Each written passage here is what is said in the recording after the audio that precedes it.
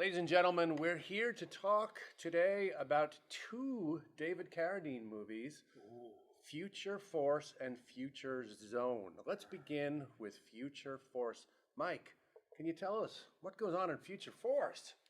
It's the future. And Yeah. no, it's true. It's Kind true. of. I know where you're going with this. It's kind of the future. Isn't it a couple years in the future, I believe? It seems to. Well, there's some It was future made elements. in 80, Yeah. whatever. It's in the 80s, but I think it's set in like 92. The mullet, Yeah. So it's the past, but It's it's about the future. 5 minutes into the future, Right. pretty the much. mullets are slightly more advanced Mandatory mullets. It's the future. in this and future. and is this a good future? Is it? No. It's a It's dystopian. dystopian. Yes. And Is there any other kind? David Carradine is a member of a civilian police force, and he goes around and kills and captures bad guys. Is there not an acronym for this police force? Do we remember?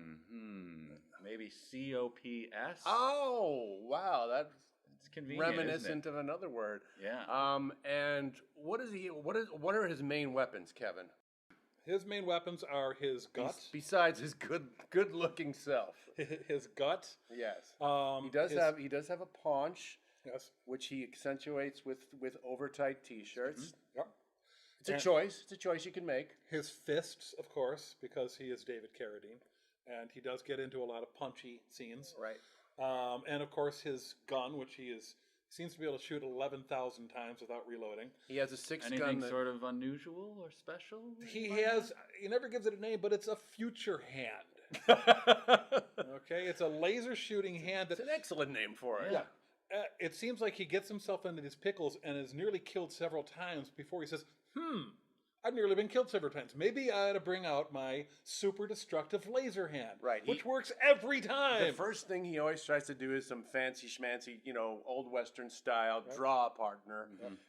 Usually fails, and then he winds up having to resort to the glove, which has enormous destructive power. He can summon it from far away. He can basically blow flies. helicopters out of the sky. It flies. It self-punches, as a matter of fact. But It instead, doesn't- he tries to take machine guns on with, a six-gun until, oh yeah, the glove. Yeah, Right. it self-punches. And the flying it's something of a revelation because it doesn't come, it comes in the climax of this film. It's like that little robot, that R2-D2 guy, where suddenly, he can fly. This glove is the crappy little R2-D2 Right, of this movie. It's true. It's true. He's aided by his nerdy computer friend. All right. Whose name is like Skipper or Chippy or Dickless or something like that. Whoa. Oh, I'm not hey. sure. It's one of those. I don't remember which It's got one. very blue. Yeah. Very blue. And let's be clear about one thing: David Carradine's performance. He's drunk. He's yeah. he's smashed. There's not like a doubt about it. Like, do you think he sort of slurred that word? It's like he's toasted. He is semi-skilled though in trying to cover it. You can see him trying to cover it. Like as you pointed out the other day, when he's trying to get somewhere, he does that kind of drunk guy kind of That's the drunk guy lope. Yeah. lope and kind of just pedals it a little faster. Yeah, you got to kind of ease into that walking thing because you're not really sure how it's going to start. And then do my little drunk jog thing. Yeah. I've heard of this. When I've he's never driving, experienced it. he's got the little hunch, and you see an occasional air burp coming up there. He seemed like a troubled man. The focus of the eyes occasionally goes weep up. And Mr. Carradine, he died peacefully surrounded by his loved ones, as I understand. In the company of his grandchildren. It was really lovely. It was.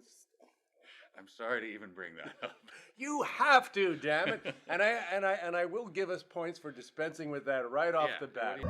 David Carradine, how'd they rope him into this film? Why? We go right for it, and maybe I should not be giving us points for that. David Carradine, he's known for two things: Kung Fu, the television show, and tying a and his rope very around his peaceful, lovely his death. own scrotum And dying throwing it up over a beam, Right. That's right. and yanking on it. So, yeah.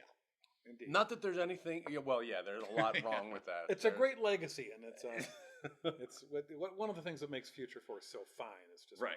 But so that's Future Force, but we also have Future Zone. Yeah, because Future Force was a runaway box office hit, Monumental became part of success. our cultural lexicon for years to come. Said we better make Future Zone, in which they sort of borrow from another popular movie series, which is They do? the Terminator. Oh, it's the Terminator. Thank you. Kevin was going for Sorry. problem child there. I did not. I didn't follow the verdict. I got rule ambushed of on that one. Not asking Sorry. a question if you don't have the That's right. answer. So, the plot. His son.